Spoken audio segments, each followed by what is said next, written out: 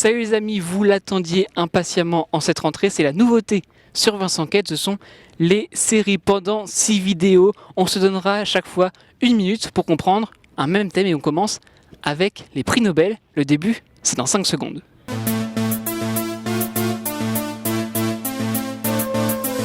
Et avant de parler des prix, on va parler d'Alfred, né en 1833 en Suède et mort 63 ans plus tard en Italie. Cet ingénieur chimiste a déposé de très nombreux brevets, dont celui de la dynamite qui a fait sa renommée. Alfred Nobel est conscient d'avoir inventé une arme létale. Il paraîtrait que c'est en ayant lu sa nécrologie parue, on peut le dire, légèrement trop tôt, qu'il aurait voulu laisser une meilleure image de lui. C'est ainsi qu'il va léguer la quasi-intégralité de son héritage à une fondation qui redistribuera cet argent à, je cite, « ceux qui au cours de l'année écoulée auront rendu à l'humanité les plus grands services et ce, dans 5 domaines, la paix, la physique, la médecine, la littérature et la chimie ». Ce sont de ces prix que l'on parlera dans les prochaines vidéos. La fondation Nobel est créée 4 ans plus tard, en 1900, et elle se situe à Stockholm, en Suède. Chaque année, les prix Nobel sont remis le 10 décembre, jour anniversaire de la mort d'Alfred Nobel. Ils sont remis par le roi de Suède, même si vous le savez, on connaît le nom des lauréats dans le courant du mois d'octobre. A noter, vous l'aurez peut-être remarqué, que les mathématiques n'ont pas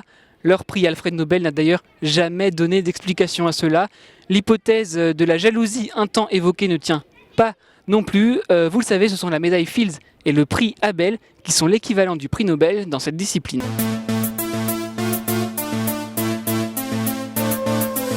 Voilà, en 1 minute, on en sait un peu plus sur Alfred Nobel et la Fondation Nobel. Merci à vous tous d'avoir été au rendez-vous. Merci à Emma derrière l'image.